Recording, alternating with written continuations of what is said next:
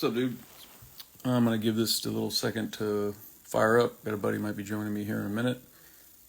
Said I hadn't done a live in a while. I figured I'd throw one of these together and hit a couple of topics that got sent in some of the DMs after I posted that up as a question. So the main topics that hit up were training and culture, mindset, standards, and de-escalation. These are actually pretty easy to get through, but I think they can go a little deep. My buddy Mark's going to join in here in a little bit. I'll keep an eye out for him doing it if I see him come in, hopefully. But what I wanted to do is start this with a conversation I had with a friend of mine on Instagram after I had posted that request, kind of like, hey, what's something good to talk about on a live? So he's a civilian dude, guy I shoot with in matches. Good friend, we've known each other for a while, and he messaged me this as far as topics go. He says, I got one. I'm just going to read this to you because I don't want to take his stuff out of context, and I think it speaks very true to like what our community thinks of us and like how we as law enforcement officers should be able to express what we are actually capable of for our community and not just let them make assumptions.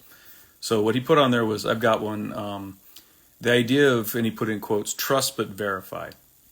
He says it's impossible to achieve in LE. He says skills and competence are declining across sectors, but I can verify that Discount Tire didn't improperly torque my wheel nuts and that my HVAC guy didn't forget to turn my gas back on after servicing my heater. He went on to say, but high trust institutions aren't immune to the skill and competency crisis across the country.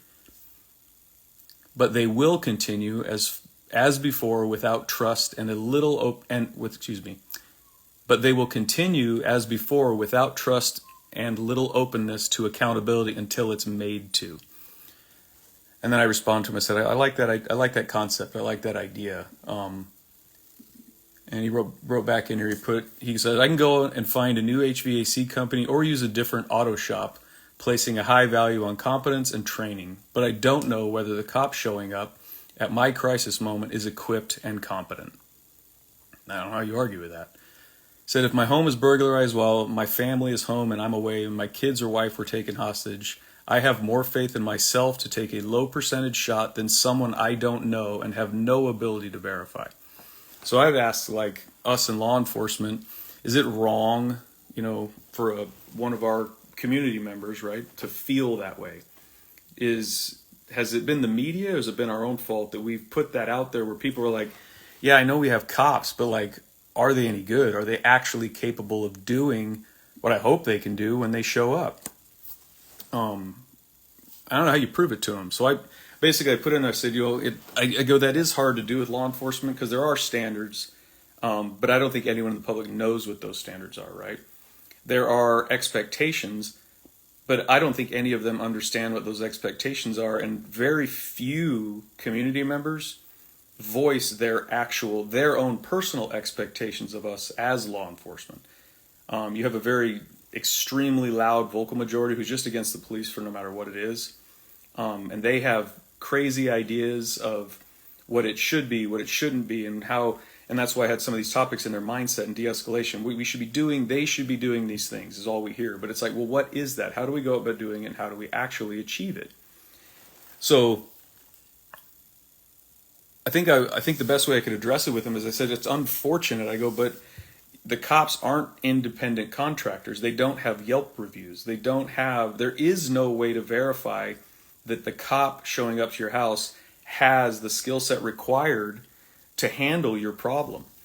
And I said, it's also, you could have, and we just kept it at AC guys. Like, you could have an AC guy show up who does an absolutely perfect job fixing your air conditioning, but he's an asshole. And you could have another guy show up who does like an okay job, but he forgot a screw, but he's super nice. Which one of those do you feel better about? And oftentimes in law enforcement, it is the feeling that someone gets on that interaction, right? If they're angry and having just a freaking shitty day and their house got broken into and you treat them like another number, that you could do everything absolutely right. You could investigate it properly, look for clues, go for fingerprints, do follow-up, pull ring camera videos, and do an absolutely perfect investigation. But if you treat the individual bad in the beginning, or they don't feel like they're getting service, then the whole interaction's not going to be good. If you have a little bit of empathy and treat them fair, and still do that same job, they're not going to have any. Most people don't know what goes into it, where the paperwork goes, and what's going to happen. And then the actual criminal justice system is its own mess. And I think we as officers have to stop accepting the faults of others involved in the criminal justice system as our own and excusing those, and just say, look, we're trying to do the job the best that we absolutely can. And when that comes down to it, it really, the only way we can demonstrate that ability is if we have standards that are public and that they have full faith that the officers working for their community meet or exceed those standards, right? One of the things I was talking with a friend earlier on the phone about was we were shooting back and forth in texts, was cops not having the confidence to do the things that are actually expected of them. And this goes to that whole mindset kind of, not a big fan of it, because they are roster signers. And we make jokes about that, saying, well, they signed the roster, right? We prove this officer was trained because they signed they signed the roster showing they were trained. But if training just means attending something and not being responsible to, continually demonstrate that understanding and be able to be competent in it, if we don't have a way of measuring that, we're just kind of lost. And I think, unfortunately, this is where we're going to get into that training and culture part in law enforcement. And I'm just going to say this is my observation of training in law enforcement. It's my own personal point of view. It's what I've seen over my time in the career field, is that our culture, as it revolves around training, is back of the classroom. So whenever cops come into a classroom, and any that are in here I think will agree with me, that if you put on a class for cops, it fills from the back to the front, and every once in a while you get an oddball that's up in the front. But it fills from the back to the front. It fills as they're taking it in as their own waste of time. And I think it's a cultural thing where if they look around and it starts in the back, that's where they want to sit.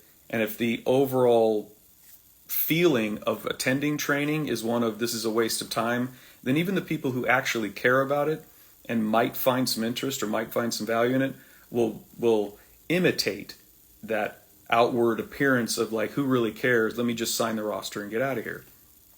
I think it's because of that cultural problem we have in LE that we lack the confidence. And you see those failures, you see that fear of, fuck, if I put my hands on this dude, am I going to get in trouble? If I put my hands on, or if I act, hang on a second, I'm trying to get, am I going to get in trouble? Am I even capable of doing it? Yeah, I attended the combatives portion of my training 2 years ago for 2 hours, but was I actually capable of delivering that? Hey, welcome, Mark. For those of you guys who don't know Mark from JBS Training Group, he has a little rifle pistol training company where he teaches all kinds of people to shoot better, faster, farther. Is that a fair statement? Yeah, yeah, I give it my best. All right. So, Mark, I'm glad you joined me in. You kind of missed the part. I read a buddy of mine texted me on Instagram, and his concern, as I get into these topics, his concern was I don't have any way of verifying that the cop that shows up to my house in a crisis is even capable of doing what's expected of him. And I think that's a logical fear. Like, damn, like if I gotta call the police, I hope that the police that show up to my house are the police I want, not the police I kind of have a fear I'm going to get. Is that a off the wall way of looking at things? Yeah, no, I don't. I just lost Mark. He says he's unable to join. Anyway, let's see if I can get him back in here. The mindset part, I want to hit that while Mark's trying to get his internet's running up in the middle of nowhere. This is my view on mindset. I was just over at ITOA. I made the same part of the talk that I did. I gave him the same thing. And I said, look, this is my opinion again. Mindset is not a thing. Mindset is, you cannot, and to borrow from Craig Douglas, and I did ask his permission before I used him in a public venue, you cannot mindset your way out of a problem, right? It's not an action you do. It's something you have. It's something you try to implement. The mindset should be, I'm building the skill sets that allow me to do these things.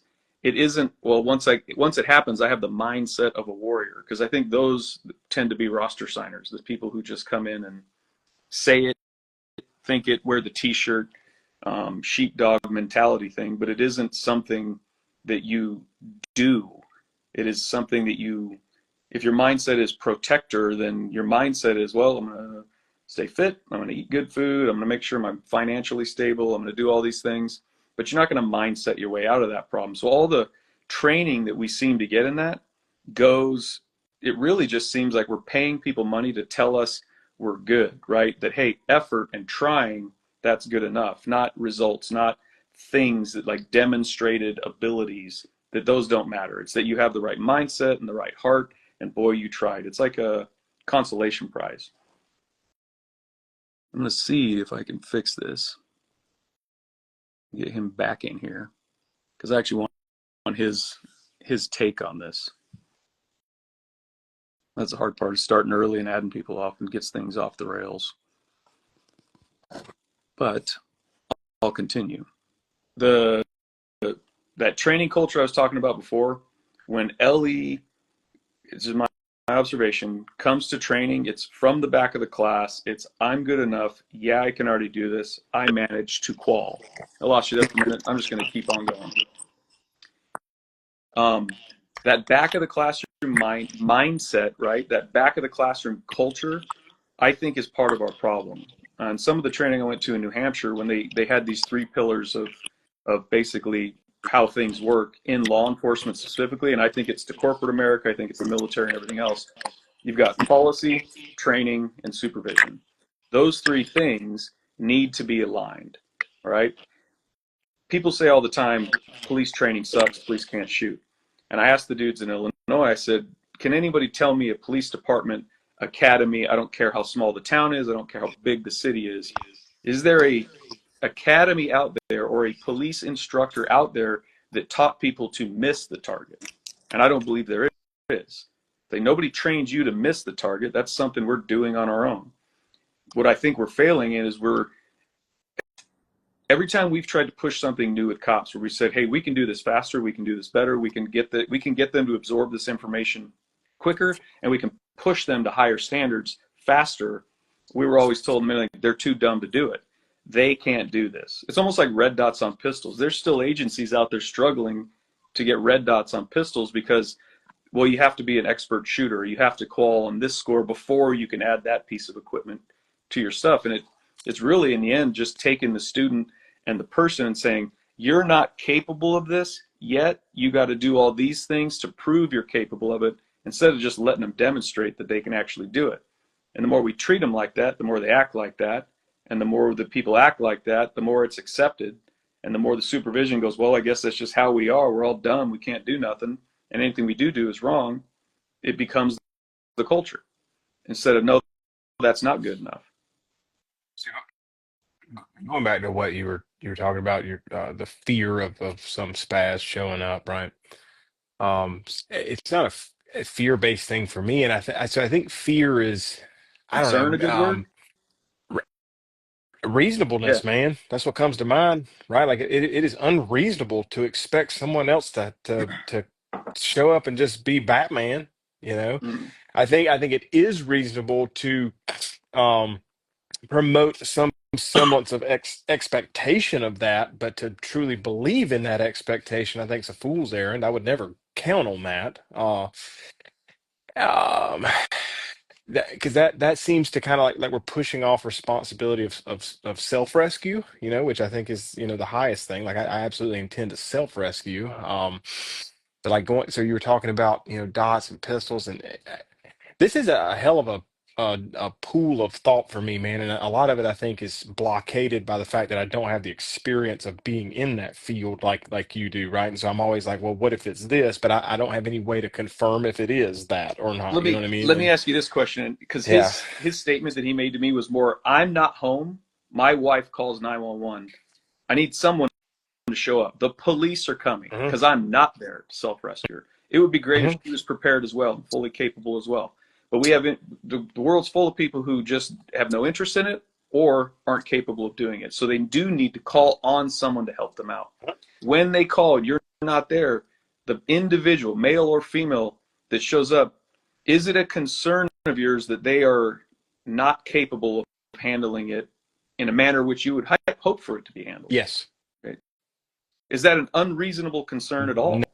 I say no, No. right? But so No. let me ask you this: is there any way law enforcement, right, could demonstrate? I don't have the answer to this. Is there any way that law enforcement could demonstrate a way that you could verify? Because there's not Yelp reviews on officers, right? Police departments have them. It's all like 1 star. Yeah. Because the only people that make, you know what I mean, like I, published I think, standards or something. yeah, so a couple things, man. I actually had this conversation. I think you might be talking about a fella that I had the same conversation with. Now that I think about it, this sounds a lot like what he called me with. So there's certain things that do not and will not ever have a standard of metric, right? Like there's certain Mhm. things you can't measure this. You either know or you don't know, or you got it or you don't got it, or whatever, right?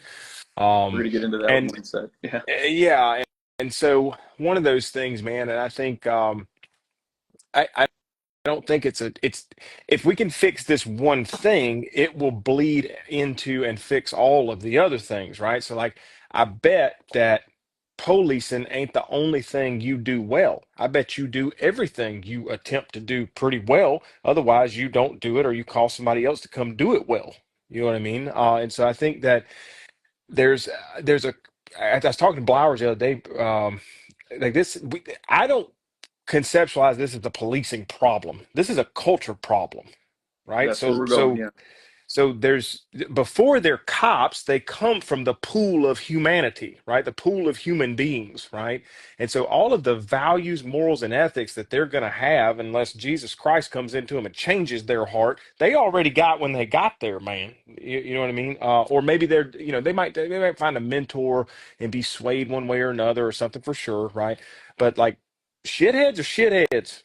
You know what I Mm-hmm. mean? And it don't too much matter the career field. You know what I'm saying? So I think that for me, if I was a part of that organization, um, there's an honor piece and an integrity piece where there ain't nobody gonna do my job. I'm gonna do my own job, right? I ain't gonna sit back and wait on somebody to come do my job. That's a piece that was instilled in me from a long, long time ago, though, right? That ain't something that, I learned when I get there. That's something I learned when I was 7. You know what I mean? Don't wait on another man to come do your job. So there's that. The other piece is be honorable and be full of integrity, even if at your own self-sacrifice, right? Do these things because legacy is a thing, right? And it's valued more than any tangible thing, and that sort of stuff.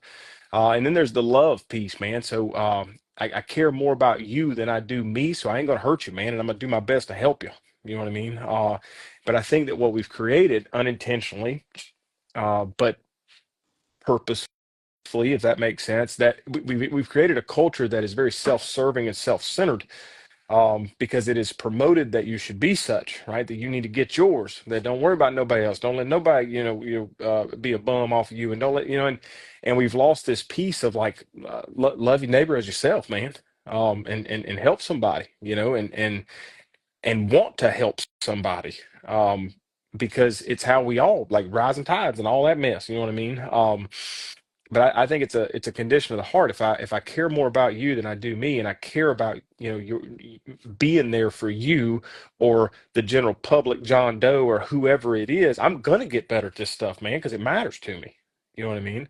But I think that becomes, in my mind, the pivotal point of whether or not a dude strives or whether or not he glides. You So know, um, that cultural problem, like I think you hit the nail on the head. So today's cop with a year ago worked at Best Buy selling TVs, right? Today's cop with a year ago worked at a clothing sales store, right? Yep. Y'all, everybody's been to a store or went to get a service for something and had good experiences and bad experiences. You had good waiters, you had bad waiters, you had, you know, the good car salesman, the bad car salesman, like all these things, right? hmm So they are just people, cops, and I'm not trying hmm to make excuses. They're just people, right?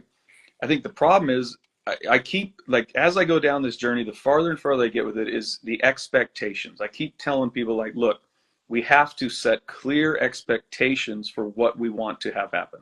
I'm not talking about Mm. shooting. I'm not talking about, fitness. Like, it's all one big thing.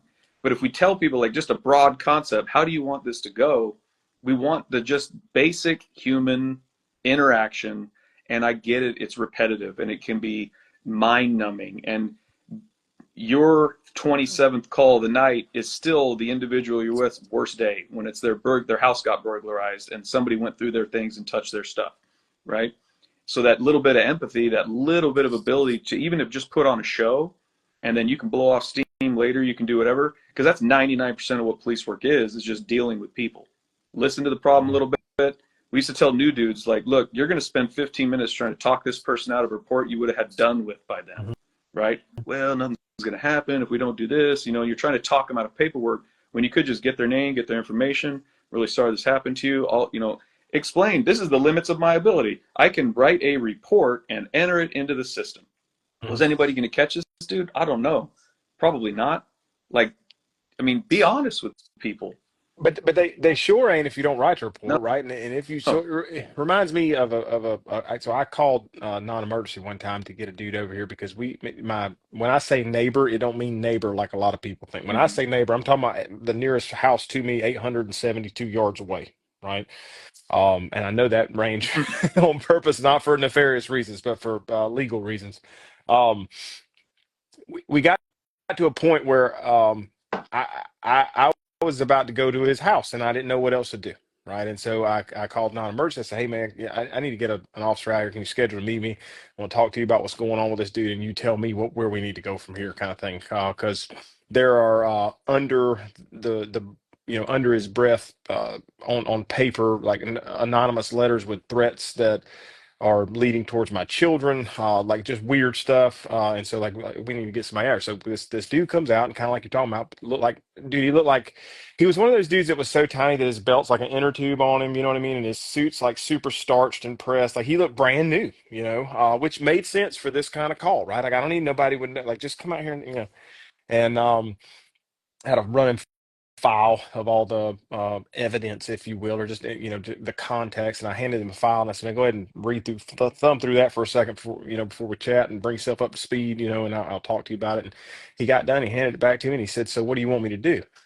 And I said, "Well, I don't know. I don't know what can be done, right? But we've got anonymous, non-return address letters with no postage in the mailbox. We've got chit chat about a house burning down. We've got chit chat about my kids getting hit with stray rounds, and just weird stuff. So, I don't know what we can do, right? But I'm telling you, I'm to the point where I'm about to go knock on his door because I don't know what else to do. I'm out of words, you know what I mean? And so he's like, "Well, I just don't understand what you want me to do." And I remember telling him, I said, "Look, man, I don't know how old you are, but back in the day, there was a TV show called Cops, right? And so on that show, they was always filming everybody doing all the thing. And I used to get home from school every day, and I'd watch that show every day, right? And I remember every single episode there'd be an incident on there where a cop would say something to a dude he had in handcuffs that sounded something like, well, you should have called us before it got to that point, right? And so that's what I'm doing because we're about to be at that point, and so I'm calling you because I don't know what else to do, right?" And he goes, "Well, I mean, I guess I could give him a verbal trespass, and I could go over," and he started naming all this stuff, and I was like, "Yes, do that." Like do anything, you know what I mean? And instead of just being like, "Well, what do you want me to do?" You know what I mean? I don't know. Do something, and I realize sometimes there's some people that just make up some just ridiculous stuff, dude, where like there ain't nothing to do, you know what I mean? But I think sometimes the numbness of doing the same old dumb shit with dumb people over and over and over leads you to feel like maybe all the calls that are not critical incidents are dumb. You know what I mean? And And so, maybe not, but I think it does, and I think we can have some understanding towards the cops that get that, especially if he is Hmm. new. Like, judging a book by its cover, you never know, Hmm. right? The most starched, buzz cut, freaking Yeah, yeah. cop on the planet with his mustache may be just a damn idiot. He looks the part, can't play the part. And some soup sandwich may be absolutely outstanding. It doesn't tend to be that way all the Hmm. time, but we don't know. That's what I have trouble with us as cops, because I think we're our own worst enemy. My buddy Mike, yeah, I'm not going to say his full name. He's a very militant dude, but he'll get fired up as soon as you start talking about the police. He's like, "Fuck the police." He's like, "I'm sick of policing right? Because that sounds like you're doing things to me. He goes, I want peace officers. Keep the peace. So Hmm. that conversation could have been, Mr. Smith, like, I understand you're frustrated. I don't have anything on here that tells me it's your neighbor. However, I got no Hmm. problem going over and talking to him and making it known that we are here, we are watching, Hmm. and fuckery will not be tolerated, right? Cool. I'm not accusing you of Yeah. anything. I'm just letting you know this man that lives down the road from you is concerned. And if you have problems with him, it's best that you two work it out over the phone or in person or whatever you want to do.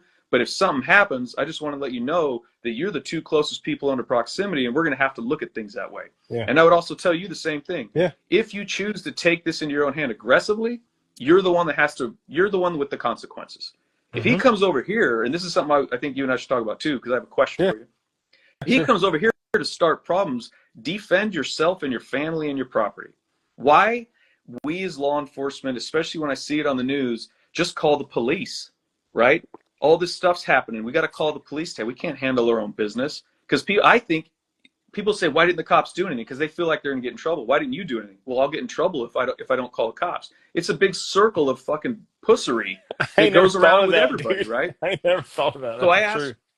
I ask people all the time. I said, like, you know where they don't have problems inside an establishment is strip clubs and bars. Hmm. Why do you think that is? Because they'll kick your ass, man. Because they got rough Yeah. men inside that will beat Yeah. the shit out of you and throw Yeah. you outside, where you can have a problem outside and the cops can deal with it there. But there's very rarely are there problems inside of those Hmm. establishments because they completely understand they are within their rights to defend their property, refuse service to anybody, and if you refuse to leave, to remove you with force, Hmm. right? People can do that. And it's like, I kind of wish we would stop saying, just call the police. Like, educate the public. Like, even our public schools, I wish they had a class on this is how a checkbook works, and these are what your rights are as a human, right? Like, you're Hmm. allowed to do these things. No one's allowed to lay your hands on you, right? So to what you're talking about, I had an incident. And like you, I'm gonna keep names and details that would give it away out of it. But I had an altercation in a very familiar place, family member's home. This is an immediate family member's home, and I remember thinking I'd like to tote this dude out of here real quick, but I don't know if I can do that. Like I don't know if I can just can I physically Mm-hmm. make him leave if the owner of this dwelling says they do not wish him to be here and he will not leave, right? And at what point does that become something very semblance of breaking and entering, like home invasion? Like if you're already in here, but then you won't leave, is there a rule on that? Like I don't know, you know what I mean? So I didn't know what to do because nobody ever told me nothing like that. Yeah, and that gets hard for even the cops. It's like, does he live Hmm. here? Well, Yeah. he visits a lot, and he's been staying here about a week. Well, shit, the dude's got standing now. We got all kinds of rules and laws that we got to play with, you Well, know. it But was a dude that was he's been in that house twice in his entire life. He was initially invited, became irate while there, and started doing some stuff that I frankly yeah, wasn't going to sit there and yeah, you watch. have to leave. And I Yeah, was like, you a got to get out guest, of here, dude. like And someone who's in the house. Yeah, it's time for you to go. correct. And I didn't know it, like how physical can this be physical? And if so, how physical can it be? And it's like you say, dude, there's like an innate fear in me of like I've been arrested a couple times, dude, and I don't want to do that again. It's like I don't know what to do, Right. and So so it comes to a point where you're either like, I just ain't gonna do nothing because I don't know what to do, or I'm gonna say shit on it. I'm gonna do whatever I want to do anyway, and we'll deal with it.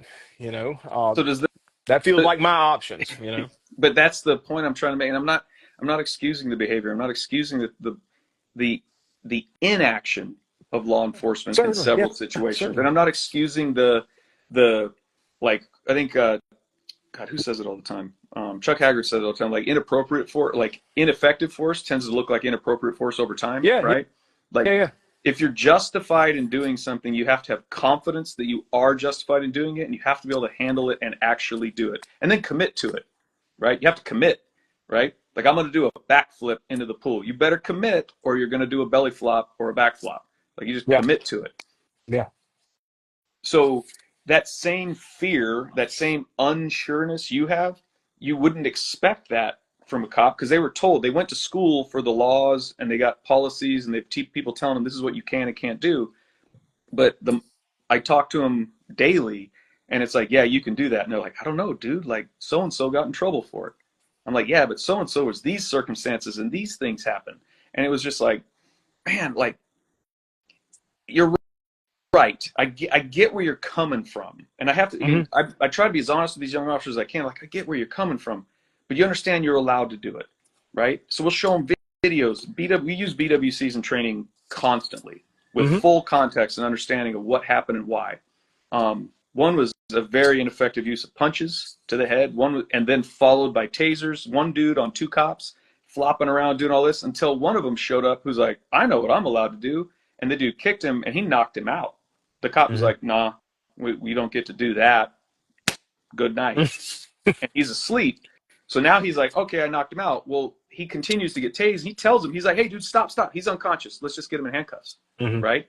So the dude who's putting hands on a man to put him to sleep with a fist then recognizes, hey, let's just get him in handcuffs now. We're We're good. done, We're because the other ones good. weren't Yeah. recognizing it in that moment. And it does take time to see those things, but I just Right. wish we would be better as a law enforcement culture, would be better with our community at saying, no, this is a good job of this. Here's what we expect of them. So Man, when we use effective force, go out front with it and say that was good.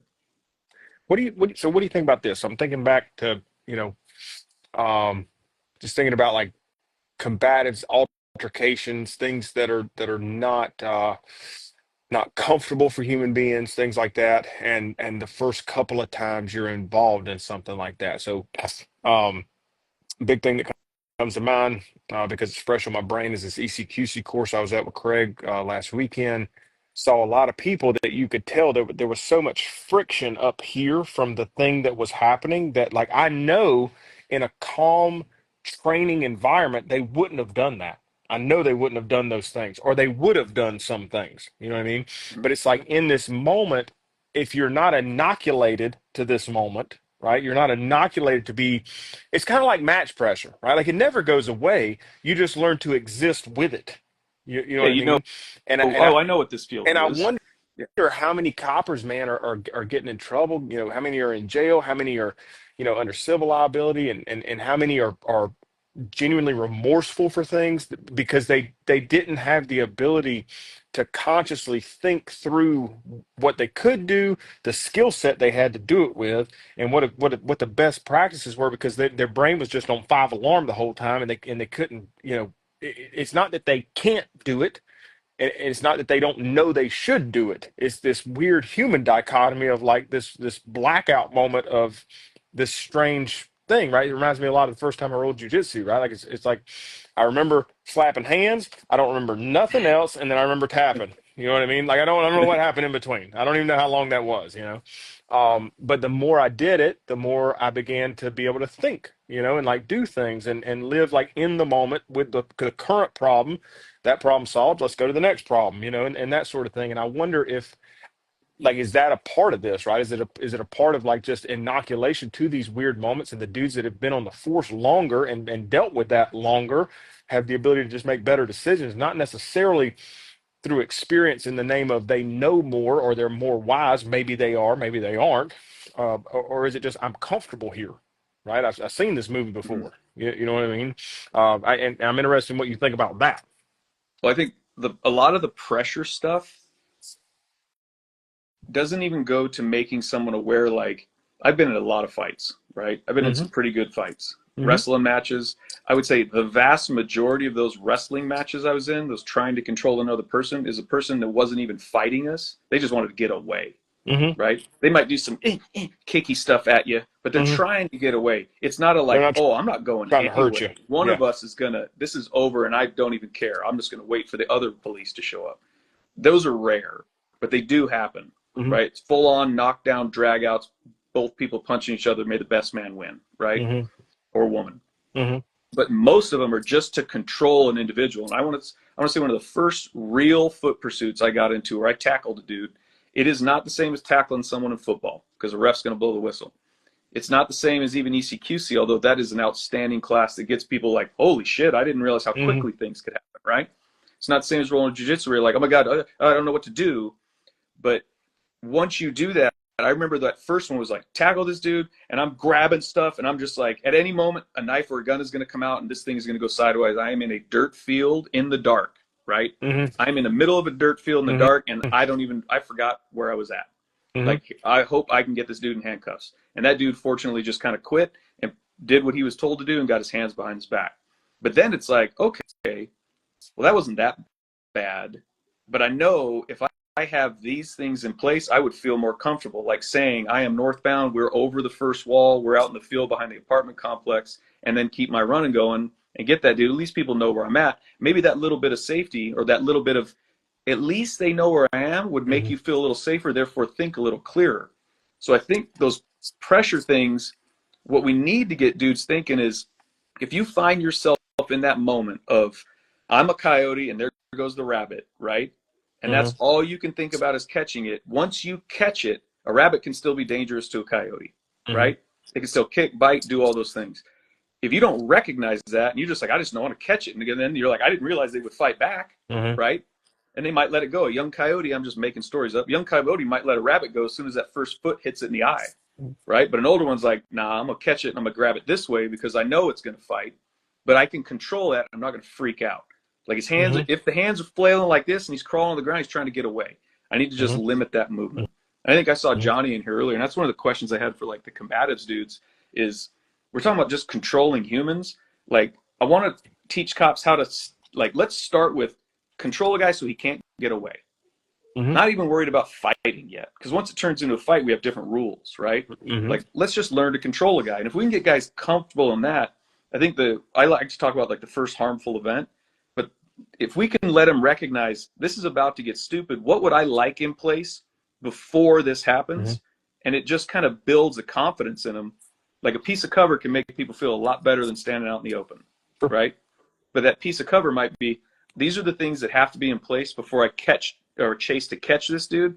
Otherwise, I'm just chasing to contain, right? And that's something Sure. we've talked about in law enforcement a lot. Like, why are we chasing him? Well, I got to get him. Is that the goal? You want to catch him, or do you want to contain him and have your friends catch him with you? Yeah, man. And so me and you ought to have some of these conversations with Billy, man. Me and Blowers talk a lot about this kind of stuff. It's like what is it's like we're always in search of the one thing. Like, what is the one thing that we need to do that can fix these problems, you know? And what we always end up arriving at is that there is not a Oh one thing. no. It is the dismal tide of a multitude of little things that are just quite overwhelming when you start to consider all of them, you know, and all of the things that you wish you could change. And then it ends up being like, how can you identify the processes or the background or the experience that made Chris Palmer the way he is? Because if we can identify that somehow and we can give that to somebody, maybe that's a way, right? But a lot of times you just kind of think like, why am I the way I am? Hell, if I know, man, I don't know.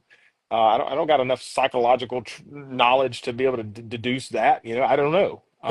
And I And can make an assumption, right?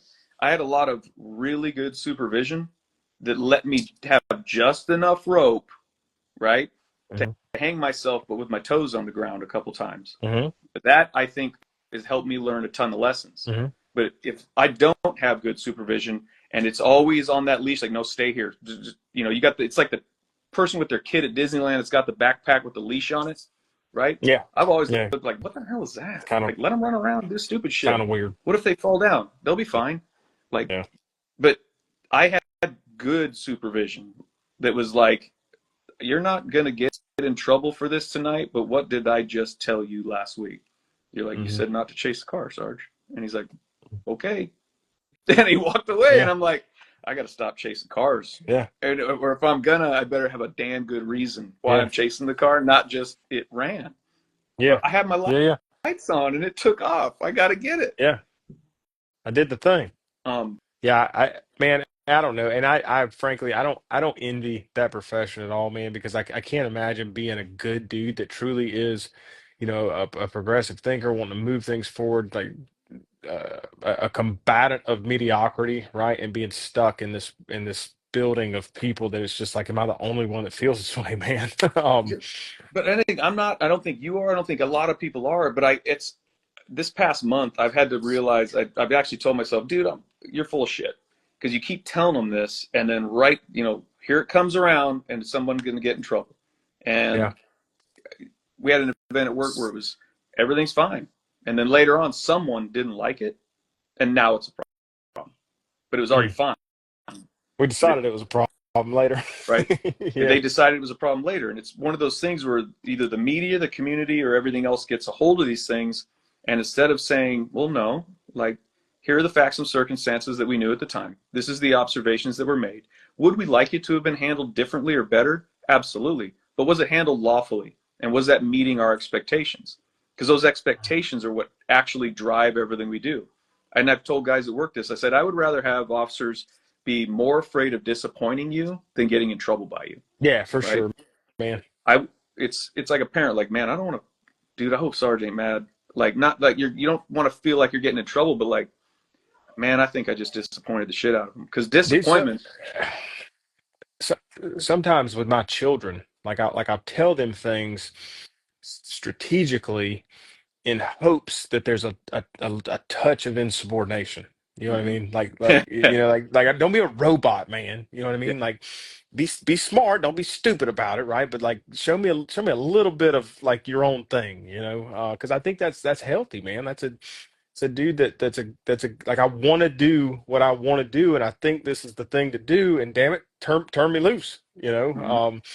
and sometimes, dude, like insubordination is a strategy. You know what I mean? Like I'm gonna do this thing, but not like there's a difference between being reckless and self-centered and just being I'm Yeah. gonna push the envelope a little bit. You know, so yeah, 100%, dude. Like I'm far more interested in that than them just doing something super dumb and me just being disappointed of. You know what I mean? Like this is just stupid, dude. You're better than that. You know what I mean? They both hit Have that different ways. yeah, for sure. Yeah. I've, One of them is bad and one of them is like, be more careful, yeah, you know. I've screamed and yelled at supervisors and banged pots and pans and been mad and da da da, and I kind of vent, and then the good ones just look at you like, okay, are you done? Yeah, You done being yeah, mad? And it's almost like a yeah, kid having a temper tantrum. yeah, Yeah, I yes. just needed to get Yeah. that off my chest. And I didn't mean Yes, it I am. personal. And they're like, I know. But I think that comes with maturity and time and, recognizing it. You recognizing your younger self and your younger stupidity in others helps a lot. Like, give somebody a little bit of grace. Like, I get where you're coming from. You're still wrong, but Do you think that this issue, right, like this you talk about mindset and those sort of things, and Do you, do you think this is a large majority solution that's a leadership thing, or maybe even an all solution is a leadership down thing? Meaning, like, if you take a dude that's not so much a go-getter, right? Not like he just wants to kind of show up, get his check, like that kind of guy, right? Um, do you believe he will assimilate if the culture of the department is no, dude, like we go far and beyond, like that ain't gonna cut it here. Like, do you think that that would create more of those guys getting over the hump and becoming that, right, than just existing? yes, we talked Okay. about it in Illinois. It was so I got the idea. I mean, I think everybody shared this forever. Somebody posted on Instagram that fire captain giving a talk about 10%, Hmm. top 10% of the bottom, and that kind of 80% in the middle. Hmm. I buy into that a lot. Like 10% or more of the people at any given field, you know, engineers, cops, firemen, military, doesn't matter, Best Buy employees. 10% of those employees do not need your help to be good at stuff. In fact, you might just get in the way of creativity and innovation. 10% of them do not need your help, right? They'll Hmm. take it like, yeah, can you help me with this? I don't have the access or the authority to make it happen. Would you help me with that? Yeah, thanks. Okay, I'm done. I'm done with you now. Now that I got it, I'm going to run with this. And they just do outstanding work all the time. They'll make mistakes every once in a while, like everybody, but they're just the ones you don't need to worry about. That 80% in the middle, that is where our problem is, because that 80%, not the 10% at the bottom, those are fucked, right? The 10% at Yeah. the bottom does not care, will not care, is negative, bitter. They're almost unretrievable. Maybe 1% of them could be fixed, but the vast majority of those are the senior lance corporal who's just, it just ain't going to work for this person. They aren't good at their job. They don't belong here. They're on blue welfare. But the 80% in the middle, that is your overall culture, right? They're Hmm. not going to look to the 10%. They look at them and go like, I can't do that, because no one's ever allowed them to try, Hmm. right? Like, he's just good at shit. And that they know that guy's a fucking idiot. That guy's just good at shit, but he does dumb shit and never gets in trouble. Nobody cares. So I can stay right here in the middle, and I'll stay in the middle and no one will pay any attention to me, right? I'm an ostrich. I'll stick my head in the ground. And I said, if you get a new chief comes in and says, hey, these are our new standards. We were here. right there. We were here. I'm gonna have everybody right here. Not even to the middle. We're going right here. That whole 80% would bitch, right? They would not be happy. They'd be like, God damn it, this is bullshit. And then they would just come up here and do it, right? Dragging their feet, stomping their feet. They would just be like, oh, why do we got to do this? But they would do it because they're absolutely capable of it. You take that Hmm. same thing and you go, here's where we're at. This is my minimum expectation of you. That's not even possible. This is bullshit. I fucking hate that. They just go do it because they Hmm. are capable. And if they see and you give them success in it, then they're like, well, I guess it's not that bad. But I mean, I do have to freaking try a little harder in this area, but the other one, I don't even have to work out for. Like, but now the standard's higher. So now that whole cultural shift has gone up. And when I was talking to a friend of mine who's up at the executive level the other day, and I'm like, you remember back in like 800, like back in our old precinct and patrol when we started, like if you did stupid shit, like there was 3 senior dudes, and we're talking senior dudes. Like when you were a brand new cop and you worked third shift, a dude with 10 years on who's been on third shift that whole time is a very senior dude. Okay. And they would just grab you. Like, we don't do that around here. Like they would be like, hey dude, we don't do that. Hey dude, we don't talk to people that way. Or hey, don't you ever let someone put their hands in their pocket again. Like you don't Yeah. let people talk to you that way. We don't talk to people that way, and you don't let people talk to you that way. Right. Like old school lieutenants would be Yeah. Yeah. like, "What happened? An officer got assaulted," and they'd show up and be like, "Where's the ambulance?" Yeah. "Oh, it's all right, boss. He just got some scuffs." And he's like, "Why isn't he in an ambulance?" The bad Yeah. guy, right? Yeah. And that isn't that's a very old school mentality of it. But it's like, oh, somebody wants he fought us, then it's now a fight. It's an assault. It's not a please let me try to control your hands and Yeah. de-escalate this with words Yeah. as you try to punch me in the face and stab me. No, we went to fight. Yeah. Yeah. Getting away, we don't need to beat the shit out of people for. We can control them. But now you want to fight, okay, well now with the whole door of new things opened up Yeah. and ass whooping is one of them. Hmm. You will quit, right? We will beat you into submission. But once the Hmm. person submits, you have to stop, right? If And, somebody taps, somebody says, okay. and that makes sense, right? Those are like the honorable street rules of flea market parking lot fighting back in the day, man. Like that's what it is, you know. If you don't want to do that, don't show up. Mm-hmm. You know what I mean? Like don't do the thing. But then you end up, I think, with like so I think a lot of the citizens of America can be traced back to like a lot of the parents and the administrators of today's school systems, right? Where if you haven't ever had any use of force used against you, all of it looks excessive, man. And so they think anything is just the worst thing ever, and they don't allow anything, And now the problem is that we got kids that like so really a personal example, man. My little girl, she got in trouble. Got she was removed from the Christian daycare, Christian day school or whatever. She was bitten by a kid whose name happened to be Bear, coincidentally, which I thought was that's interesting, Kind of right? awesome, actually. Yeah, like set that bastard up for failure. But anyway, and I told her very akin to what you just talked about, Lieutenant, right? Like you don't come back home with somebody's teeth marks in you ever again. We don't do this. You know what I mean? Like we're not doing this. And she's like, what do I do? And she's like freaking 6 or whatever. And and I was like, you bust him in the mouth with anything that you have. Like you don't let him, like you don't let people gnaw on you. Like, what are you talking about? So anyway, get the call, right? You need to come up here to school. Well, sure enough, she busted him in the mouth. And it was a metal, like the little Debbie coin banks, the little trucks, Mm-hmm. right? That are, yeah, it's like that thing.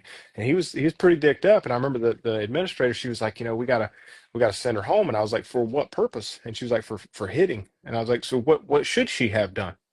And she said, well, we have a zero tolerance policy, And I was like, well, do you? And she was like, well, yeah. And I was like, so if I come around the desk right now and latch on you like a pit bull, do you still have a zero tolerance policy, or is it more like a one, right? Or maybe like a two policy? Um, and she's like, I'm not sure what you mean. And I was like, what I mean is that there comes a time where there's no, she can't use, like, number one, even if she was a vocabulary English literature major, there's no words that solve this, but she's not. She's a 6-year-old, you know. She ain't even got a whole lot of words. So like, what do you want her to do? Wait on somebody to notice?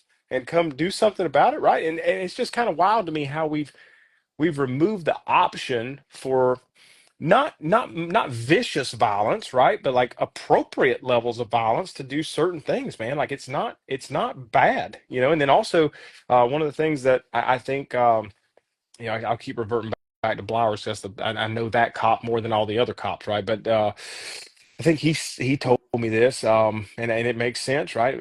That allowing violence prevents escalation of violence a lot of times, right? Like letting people do the thing can prevent the higher use of the thing, right? But if you don't do nothing and it gets worse and worse and worse and worse, now we need a gun. You know what I mean? As opposed to just letting somebody put a knee in somebody's ribs every now and then. You know, calm down, dude. And yeah, interested in your thoughts on that idea. It's maybe that's just where we're at, and maybe that's where all the problems go. Is it's use your words, Mark. Use your words, Hmm. right? Because I ain't got a but there lot of is a words, difference man. between somebody being angry. It would have been very different if your daughter had said, "Well, he called me a butthead, so I hit him in the face with a truck." That's Yeah, not good. yeah, Don't do. You're wrong now, right? yeah. But he touched your body. You don't do that to other people. Like Right. being offended is not an excuse to lash out with violence, right? It just Sure. ain't. Right. It's not an excuse. But someone violating your personal space by actually putting their hands on you, if it doesn't require more violence than grabbing the wrist and saying, "Hey, don't do that," and they comply, that's there we're back at an agreement our society has is that I'll hit this in a minute. But we've complied, right? You don't then get to go, "Well, he touched me and now I'm angry and I'm going to beat his ass." Well, he's no longer doing Right. the violent thing, right? He's no longer doing the thing you didn't want. But we like punishing a child or punishing people for defending themselves from It's an attack wild. is It's just wild. it's whack. I do like if somebody he called me an asshole, so I punched him in the face. Well, are you an asshole? No. Right. Well, why are you Right. offended Let's by it? establish this Yeah. first. He called my mom a whore, so I beat his ass. Is your mom a whore? No. Well, then he's an idiot. Why are you going to beat Yeah, him up for that? But dude. if he Yeah. punched your mom in Uh, the face, then yeah, I mean, I know I'm going down a weird road with that, like, no, but I it's get it. frustrating. Strip It's clubs like and bars don't have so, problems with people inside. so again, and I guess maybe I just don't remember all of the little moments where I'm sure, Daddy and Papa and all them maybe taught me those things, right? Like I don't remember being taught those things. It's almost like I'm not certain, but I feel like I'm probably wrong. Uh, but it feels innate. It feels like I just know that. Nobody has to tell me that, right? I'm sure I was taught it Mm, at a certain point, but it's weird to me how a lot of people don't understand that, and how so many people go straight to violence over just words, especially in the South. Good Lord, dude. Like people fight at the drop of a hat over any kind of disrespect. You know what I mean? And I just ain't never felt that way, man. And it's strange to me. It's strange to me how you care so much what this person that you don't know thinks. Like yeah. you don't even know him.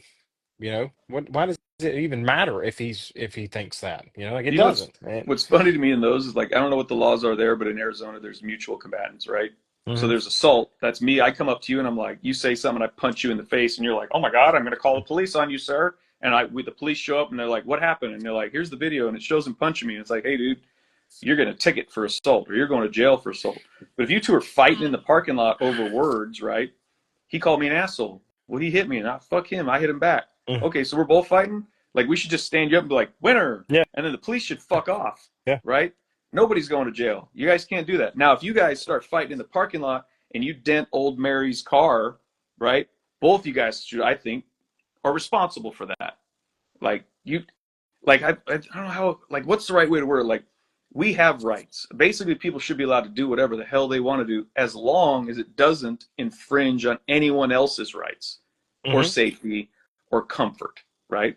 That comfort's a weird one, but like if you have the Peace, right to be, peace. yeah, peace Yeah, officers, right? You have yeah. the right to scream and yell in your house all day long. But if you're out in your front yard screaming, you're interrupting my ability, right? You got to shut up, and there's laws for that, right? We don't need So more laws, that's for sure. at an There's a few ins laws that need to be on the books, and they cover pretty much everything.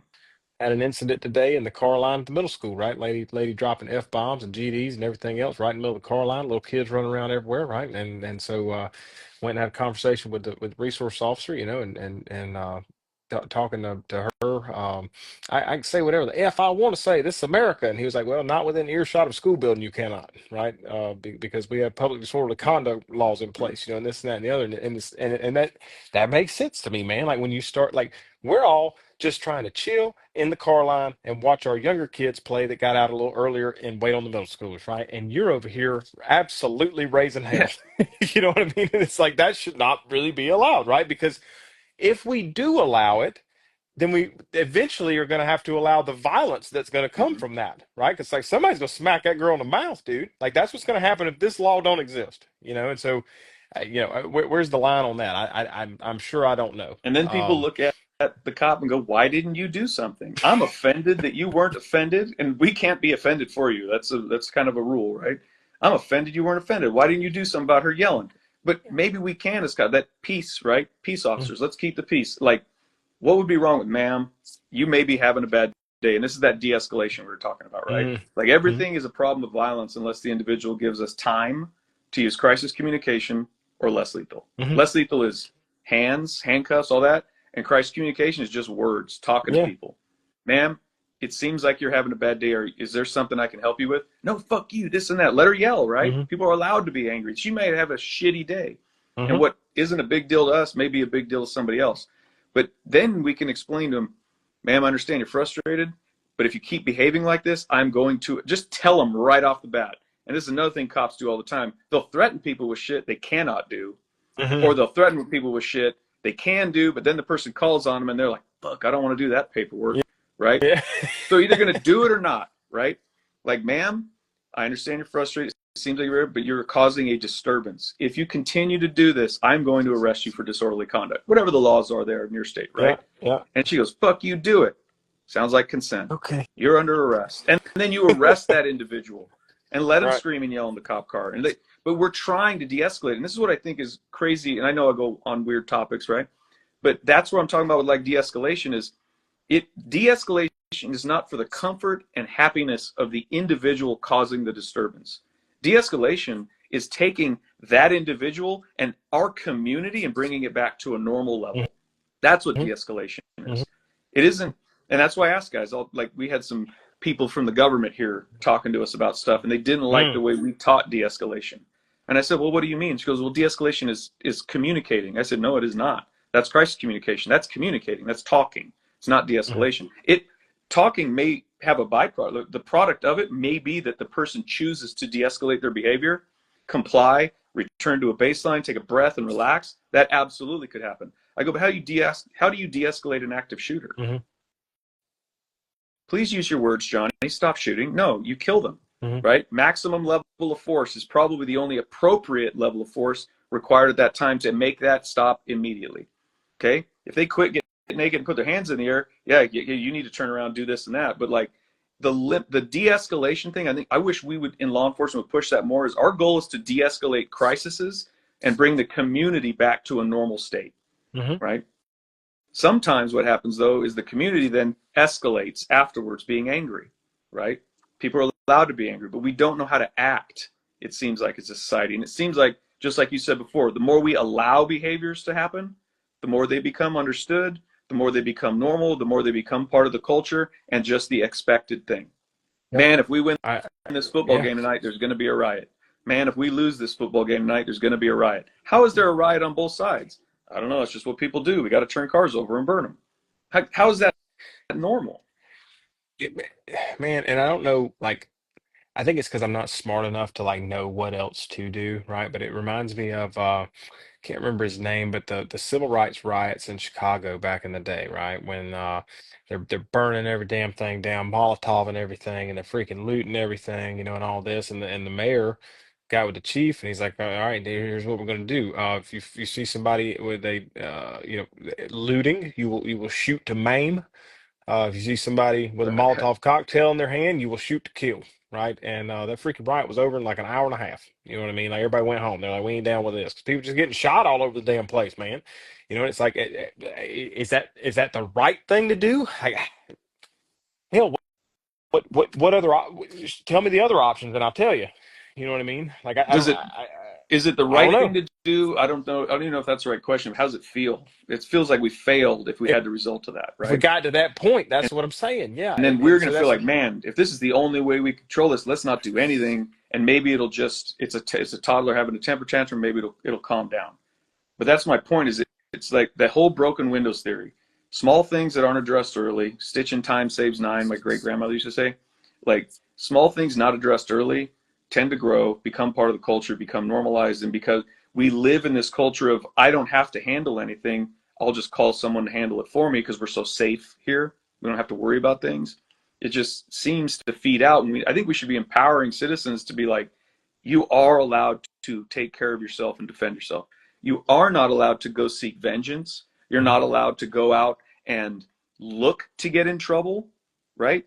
But if someone brings something to you, you can defend yourself. Mhm. But like, like the whole like the riots, the angriness, like people acting crazy when the cops want to come talk to them. This is one thing we've talked about in community meetings. I just wish people understand. Like this is my understanding of it. There's a basic community contract that we all want to get along, right? Everybody just wants to live in peace, right? But we do Mhm. have felonious freaking predators out there, and everybody's aware of that, right? Like you do realize there are bad people in this world. I know the Mhm. rest of us just want to get along in peace. Please help us deal with those people. And when we do, realize that they are still part of that same contract. They may not agree to it, but if the police come up to you and say, "Hey, Mark, turn around, put your hands on your head, you're under arrest," and you're like, "For what?" And they're like, "You're under arrest for, pilfering beagles at the swap market," right? Like whatever it is. And you're like, "I didn't do that," because you didn't. It Sounds doesn't oddly matter, specific, Chris. right? Oddly specific. Yeah. Yeah, it doesn't matter. Just be like, okay, cool. You because we've told people in the community meetings this as well. We're like, you cannot resist an unlawful arrest. The arrest could be made up. It could be a lie. It could be completely unlawful, and it could violate all of your rights. But you still cannot resist it. So we Hmm. have to make those choices, right? You're like, I was not at the swap meet. I never stole a beagle. And they're like, put your hands on your head or we're going to hurt you. And you're like, I'm going to fight for my rights, right? And then it escalates, right? Because you're like, the cops tell me to do something. I didn't do it. I don't have to listen. When the Mhm. societal agreement is, I do, right? Mhm. Uh, cool. Because I can see a paycheck in the future, right? So what's interesting is that like, and this is just like maybe some food for thought from the citizen side of the house. And this is not, I do not consider myself a normal citizen, dude. I'm far and above trained from what the average Joe is. You know what I mean? But even I, like some of the use of force stuff, some of the, you know, like it's still kind of vague to me sometimes, man. You know, and like, and so people are like, well, that's your own personal responsibility to go educate yourself on the use of force. Okay, on YouTube or like where do I? Nobody ever tells us that either. Like, where Active do we self go and do that? Do I go protection. become? Do I become a lawyer or like? Because if you start googling this shit, it's a bunch of lawyer words, and I don't know what that means. You know what I mean? So like, going back to ECQC, man, I'm on my back. There's a dude standing over the top of me. Craig goes, "Go," and I'm supposed to get a gun out and shoot this dude, and I'm like, for Right. what? Why Because am I we're fighting shooting? in the parking lot? You know what I mean? Like, I don't feel like I can do that. Can I do that? And he's like, well, lethal force is, we've already met the parameters. I'm like, okay, well, wait a minute. How did we get here? You know what I mean? Because like, I might not shoot this dude. I don't know. Even just based on like morals and ethics, I might not shoot this dude, but especially on legal things, because I don't know. Um, like, I don't know, like, dude, you'd be amazed. Maybe you won't, but I am kind of shocked at how many people I run into in open enrollment classes that think you can kill someone because they hit you. Like they think Yeah. that. You know, why would they think that? I don't know. Look on Instagram, dude, and look at all the scenarios where two dudes are fighting. One dude pulls out a gun and shoots the other one. You know, even in simulation stuff. You know, and so like, there's this thing where we go to the CCW thing. They're like, well, you got to be in fear for your life. Well, hell, maybe he's a pussy. Maybe he's always in fear for his life. You know what I mean? Like I know some of those dudes. You know, and so like that's not the depth of this. Like I think it should be displayed. You know, so then what is it? You know, and it's just it's very um contextually dependent, you know, and this and that and the other. But like, I feel like we talk about shooting, right? There, are like no matter how you get there, these principles are the way, right? Mhm. If you do these things, no matter how you do them, this will work, right? what are the principles of use of force, right? Like this must be in I play, think right? And it's not a subjective thing. This is the thing we can measure, you know what I mean, or whatever. And it's vague. so here's I think this is to me like thinking about it as you were talking about it. This is the most challenging part because I think what you hear more often than not is you need to go out and educate yourself, Mark. Where do I Right. start? I Just agree. like you I said, agree. right? Right. Where do I start? Google. Yeah. Uh, like what do I do? So, but is there a desire even to have that actual information to be educated on it? And when you do Mm. try to educate people on it and answer the questions, are they interested in it? Like I don't need to know any of this stuff. If he comes at me with a knife, I'm just going to shoot him in every situation, right? And we had a class of recruits. We're teaching them decision making yesterday. We're teaching that using a video simulator. I said, before we start this, let me ask you a question. There's a male standing in front of you with a bat, and he says, I'm going to smash your head in. Does that sound like something that could elevate to a use of lethal force on your end to defend yourself? And I'll ask you that, Mark. There's a man Male, yeah, standing there with a a bat. male Yeah. standing right in front of you with a Mhm. baseball bat, and he says, "I'm going to smash your brains out." And he picks it up like this over the top of his head. Does that sound like something that could elevate to deadly force on your Yes. part to defend Yes. yourself, right? And Yes. every one of them said the same thing. Yes, absolutely, because we didn't put any other parts of the scenario in. Your mind made up a picture, right? So I Yep. said, "What if it's an 8-year-old boy with a wiffle ball bat?" And they're like, "Well, that's totally fucking different." No Right. shit, right? Mm. No shit, it's different. But Now it's it's the like, give me same. that thing. On paper, it's the It's the same. same thing. So Yeah. that's where we start trying to talk to them about like, this is why you need to describe things and what is actually going on, not I was in fear for my life. Why? There was Hmm. a male standing in front of me with a baseball bat, said he was going to kill me. It's an 8-year-old with a wiffle ball bat, dude. Like, Hmm. that hasn't happened. That's just a made up Yeah. scenario, right? Certainly. But it's trying Yeah. to make that point to him. If a guy pulls a knife on me, I'm going to shoot him. Are you? Like, what other options were there? What would be your justification? Because in their mind they have a scenario, but they don't know, they Right. don't have understandings of what all those things actually mean.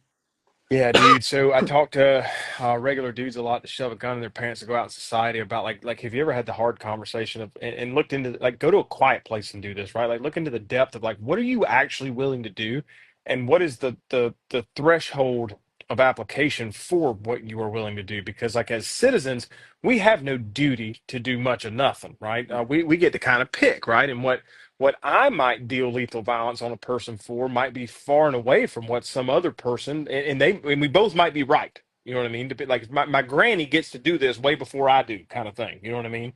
Um, and I think sometimes in people's visualizations and their fantasies of this stuff, just based on culture and especially based on lack of violence, right? They ain't even never had nobody put a hand on them before. They have no conception of what this is, no scope of reference. I think they always like they're fighting like in their visualization, like they're fighting like a pirate or like a ogre or some sort of terrorist or you know what I mean? And they never really think about like what about like in the Washington shopping mall where that citizen that was a store owner shot and killed a 16-year-old boy, for that was trying to hurt people, like what if it's a child, what if it's a crazy old man whose entire situation is not, it's just sad and he's just sick and he's just over it and it's kind of like the family dog that got rabies, man. Like Mm-hmm. I got to do what I got to do, but damn, I don't want to, man. You know what I mean? And that kind of thing.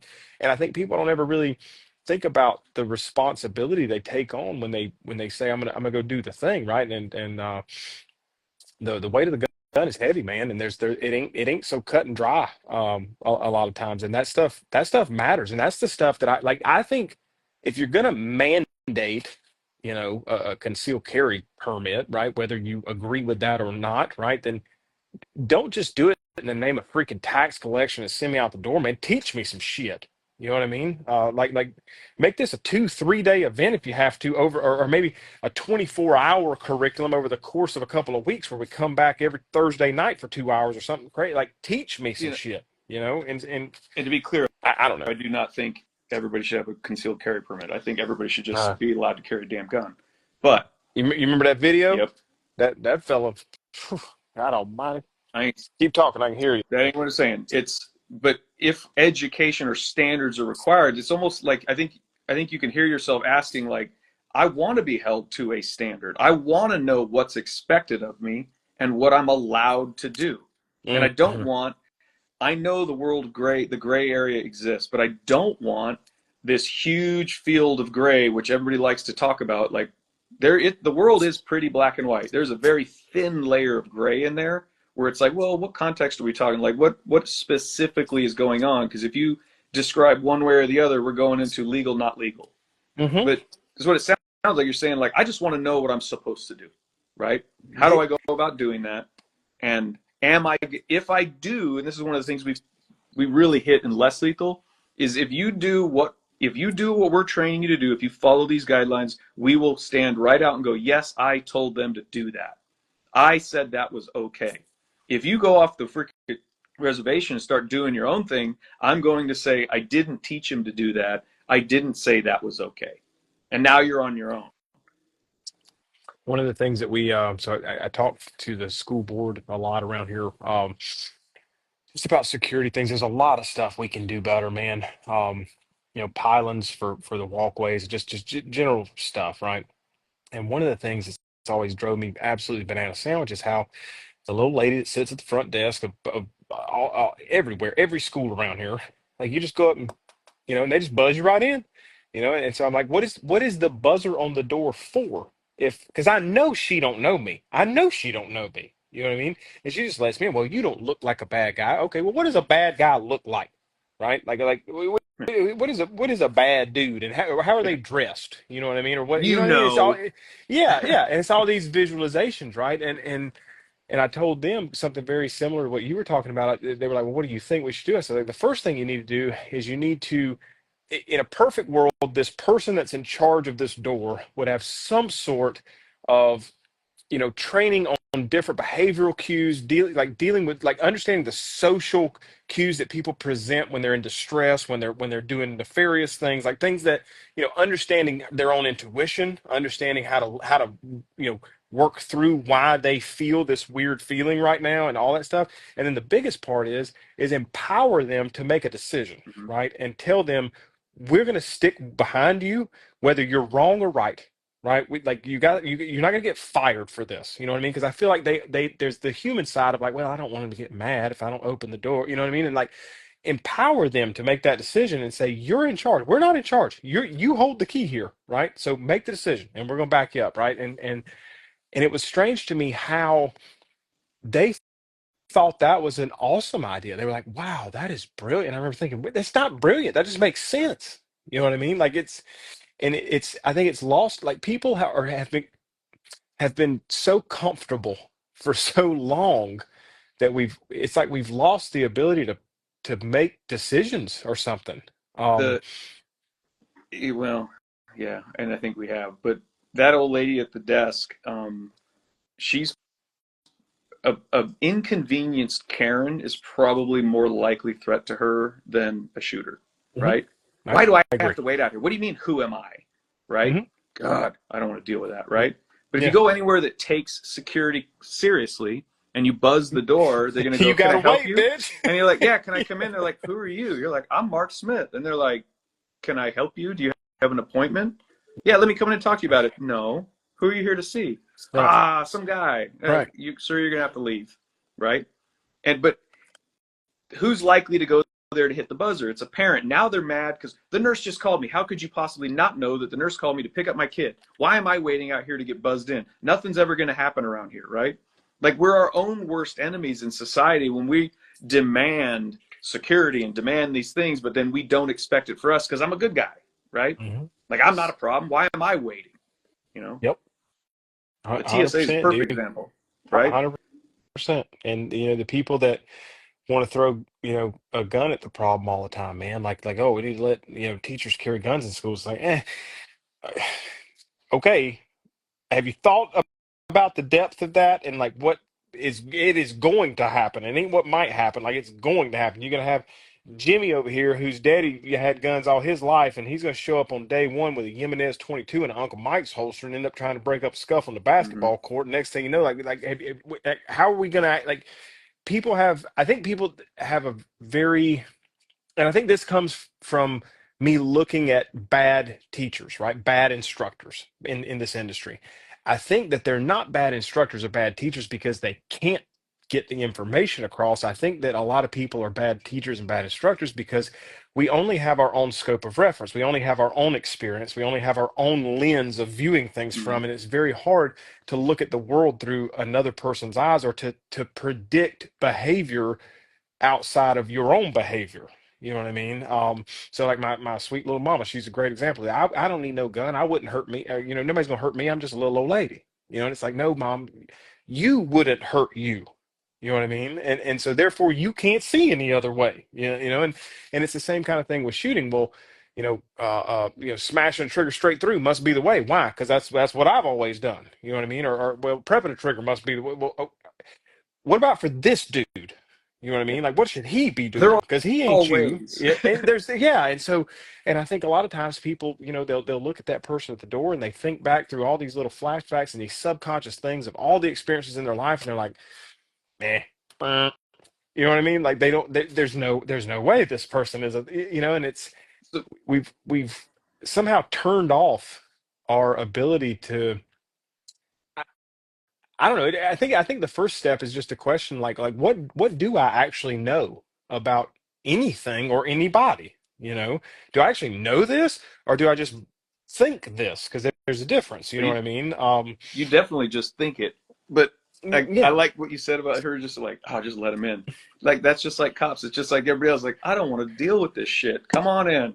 yeah, Kill me if yeah, you're going to kill me. I've been here for 6 hours. I just want it to end. And yeah. people are fed up because nothing ever happens. They're like, whatever. But like, again, I think it's if the expectations is laid out and if every parent understood why they were being inconvenienced for 10 seconds to answer some questions as to why they're at the school to get their kid, they'd be like, this is for my kid's safety. I asked for this, right? Why is the And then cop asking me questions instead of going to get the dude? Because he if you're wants to mad, know. man, be Yeah, mad. Be yeah, mad. You know what I mean? Like that's fine. It's your right to be mad. It's okay. You know? And I think that tone and that kind of approach needs to be the approach of the board, right? It's like we understand you're upset. You got a right to be upset, right? mm-hmm. But we are not going to change anything because we believe what we're doing is for the greater good of the protection of these children who are our greatest asset. And we're very sorry that we've inconvenienced you today. Just know that in the future the same protocols will be in place, and we hope that we don't have the same issue next time. Have a good day. You know Yeah, what I and this mean? conversation's over with. We're Yeah, like, I think that's perfectly logical, and you're yeah, allowed to be mad and carry on, and you can write Facebook posts and whatever you want. But yeah, we're done here. that's okay. Um, I Yeah, don't that's know. okay. You We've can. gone over a bunch of stuff, and I've already taken an hour out of your night. That's all right, Um, man. I didn't even That's hit all the right. mindset, standards, de-escalation. I think we kind of mixed into all It's those things. But fine. It's fine. Just I dudes talking. I want you to know I do appreciate you coming on because you and I have had all kinds of conversations on the phone. Yeah, yeah, It's always interesting to me. yeah, But yeah. getting someone who's I know you've been doing some cop stuff, but who isn't like a career cop. This is my thing. Um, because in the end, I am a citizen of the city that I live in, which is not the city I work in. So I have I've, expectations too, I had right? I had a copper come up to me one time, man, and he said, dude, I really appreciate you giving us your perspective from your side of the fence because just like you can't understand the depth of what it's like to be in this world, a lot of these dudes have forgotten what it's like to be in your world, Hmm. and I got to thinking about that, like why do I not have the right to tell you my expectations of You you? Like what? absolutely do. Right. I believe I do. You know what I mean? And you absolutely have the right to not listen to that or to Hmm. disregard it. But it's not like you know we ain't talking about four-man CQB, bro. You know what I mean? It's not like I don't have the right to go there. Like this is different. This is what I mean. Like this is purposeful and intentional and I believe totally reasonable to like let's have this conversation, man. Like you talk when we open this thing up, right? Like what are your expectations? My expectations are that when you like I always tell here's what I tell everybody, man, and I'll end with this. I ain't never gonna fault a man for ignorance, right? I ain't never gonna be mad at you for being ignorant, right? Because you just don't know no better, right? That don't mean that you don't care, right? I will fault you for lying to me. And what Yep. lying to me is telling me that you will do something and then you don't. right? So one of the things Pop said before he died, man, you tell a man you're gonna do something, you do it, even to your own self-sacrifice. Don't be called a liar. You know what I mean? If you swear to me that you're gonna show up and you're gonna save my children, then I expect you to get ready for that day and to come and do what you said you were gonna do. Otherwise, don't say it. I ain't never gonna be mad at you if you don't say it. You know what I mean? But if you say it, there's an expectation that comes along with that, man. Like I'm across the country right now. I can't do it. So I expect you to go do it because that's what you said you were going to do, right? And it's not emotional for me. It's not pride. It's not any of that. It's just that you said it. You know what I mean? Yeah. You took I'm the just oath. You made the pledge. Yeah. yeah, don't say it if you don't want to do it, Yeah. because I'm not mad at the barber for not doing it. You know what I mean? Because he never said he was going to do it. I'm not mad at my neighbor for not doing it. I wouldn't be upset or disappointed in anybody for not doing it that never said they were going to. I just think you should do what you say you're going to do, and if you're not willing to do it, then don't say it, man. Go do something else. Yeah. And it is a job of high consequence, not just inconvenience. Yeah, When you do when little things when little 100%. things go wrong on things that aren't matters of life and death, it's an inconvenience. Um, man, when we start screwing with stuff, we're changing lives like big time. And that was the next piece of this, right? Is I say all that to say, like I can't express the amount of respect I have for people that are willing to do that job and that actually try hard to do it well. Because flat out, dude, I ain't too proud to say like I'm not willing. I'm not. I'm not going to do that job. Because whatever it is that's in you just ain't in me, right? I don't want none of that. And so God bless you for choosing that career path, man, because we damn sure need people to do that. But I am sure I don't understand it, and but at the same time, there's a dramatic sense of respect I have for the dudes that do suffer well, right, and do the thing. And I appreciate the hell out of those dudes. So Yeah, and there's a lot of uh, them out there. Like I said, I know, 90% I know, are I know trying their ass off. They significantly, just I know significantly more very commendable ones than I do shitheads for sure. all right, brother. Thank you for coming on. Yeah, Love you. I man. hope you have a good night. Yeah, dude. I'm Thanks a gonna lot go for enjoy having my me. I time. appreciate it. All All right. right, dude. Appreciate Rest of you. y'all take Bye. care. See you.